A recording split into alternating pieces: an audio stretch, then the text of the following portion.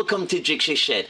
Now this project came about after suggestion by a friend when I joined their SuperBru Rugby League.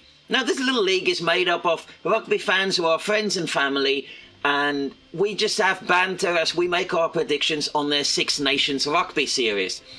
Now the loser every year gets past the wooden spoon, but there's no trophy that gets passed around to the winners for the kudos from it.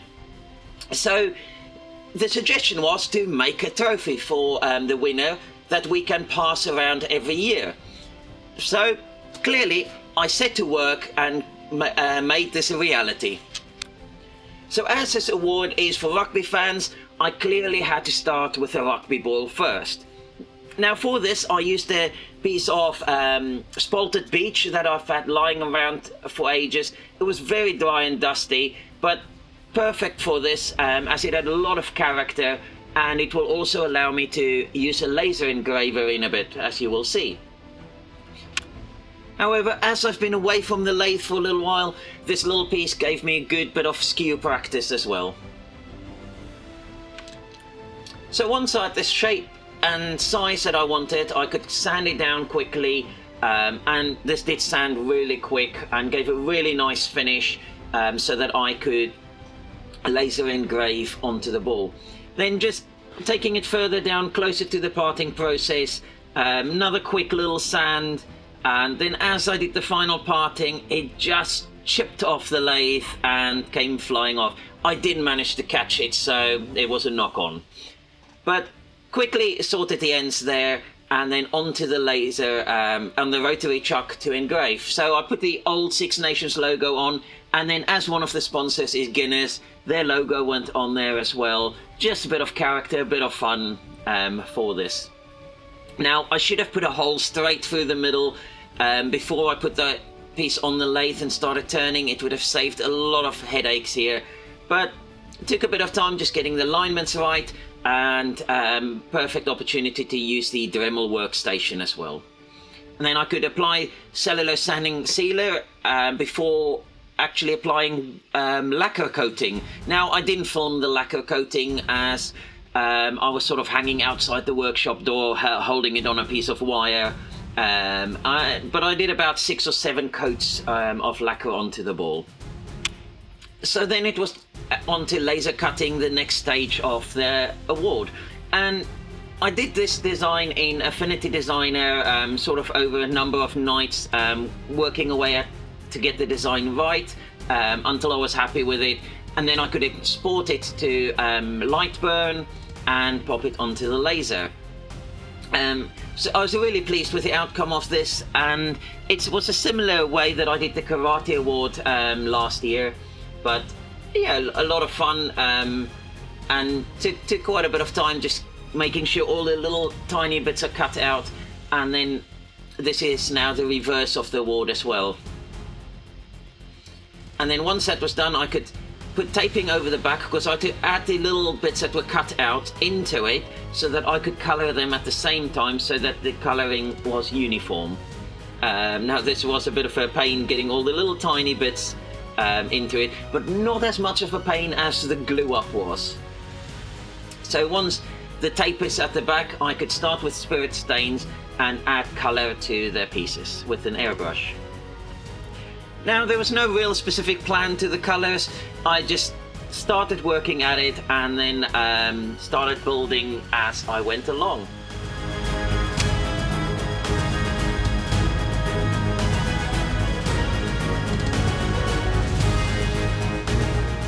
So I then glued one part to the center plate, which will give the background, but I couldn't add the second part yet because I needed to put this rod down the middle.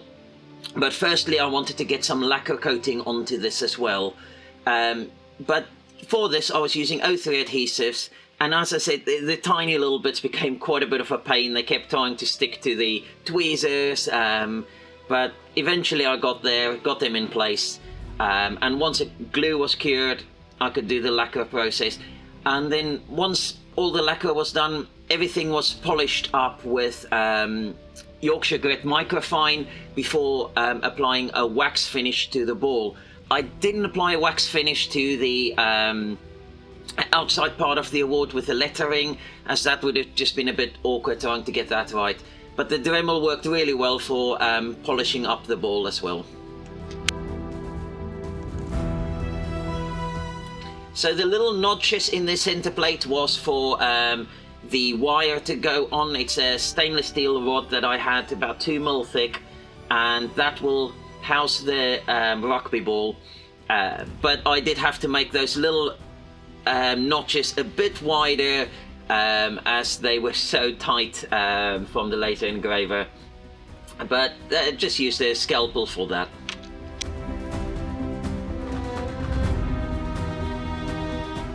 Now, this was the trickiest part. Those bearings are 5 mil thick, so having to get them in and not glue the bearing part itself was a real pain.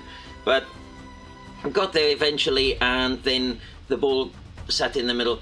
Now, I should have probably glued in some little washers on each end as a stopping piece for the ball, but because later on it did slide down and I had to redo sort of something there to stop it from coming further down the shaft. But hindsight again is a wonderful thing. Now on to gluing the second part onto the award. So just peeling it all off, and again 03 adhesives to the rescue.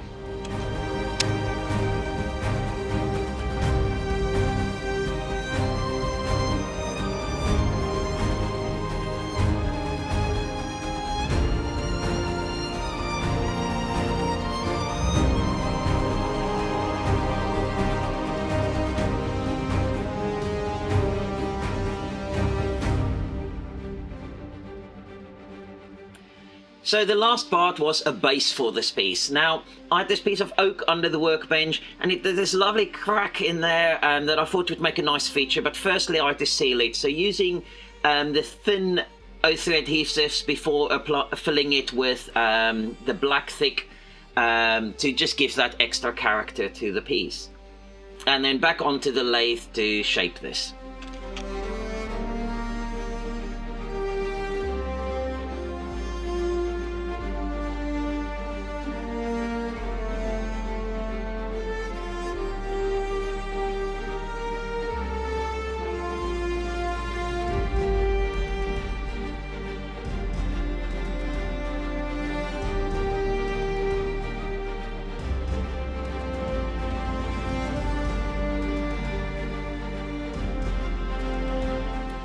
So after turning the tenon, I could flip it around in the chuck so that I can then work on the dome for the top of this award.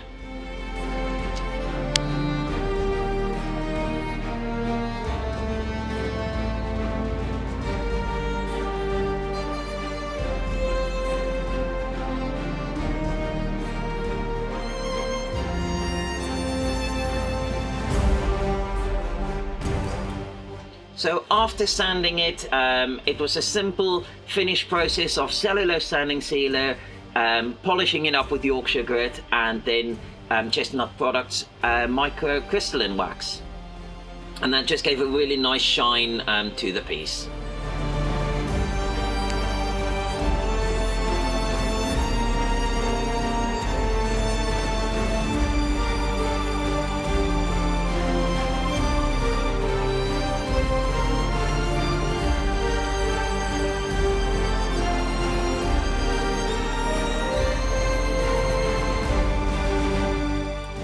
Now there was nothing to grip the piece as I reversed it to get rid of the tenon, so I had to jam it onto the chuck with some wadding behind to give it some protection.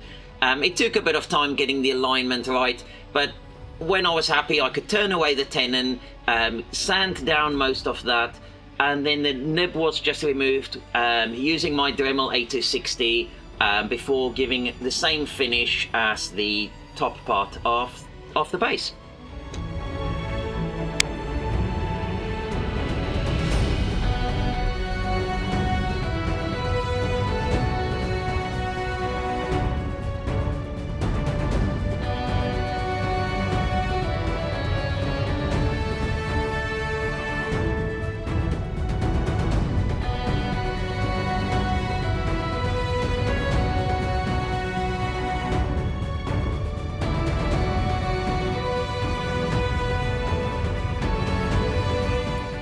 Now, the little holes that I had in the centerpiece did need to be made wider to fit the rods, but having cut them on the laser first gave me the perfect place where they needed to be for the right alignment according to my design. So once I have them in place, I could cut the rods to the size that I needed, and using the Dremel just smooth over the ends, though I did make a little spike initially for them so that they could make a mark on the base where I needed to drill the holes.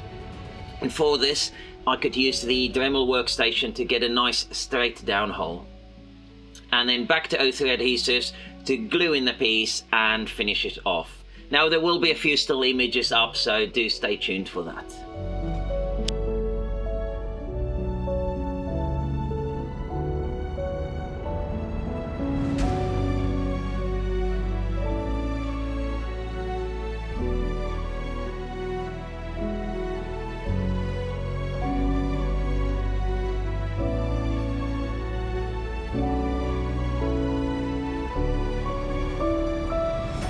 Well, thank you for joining me in Jigsaw Shed.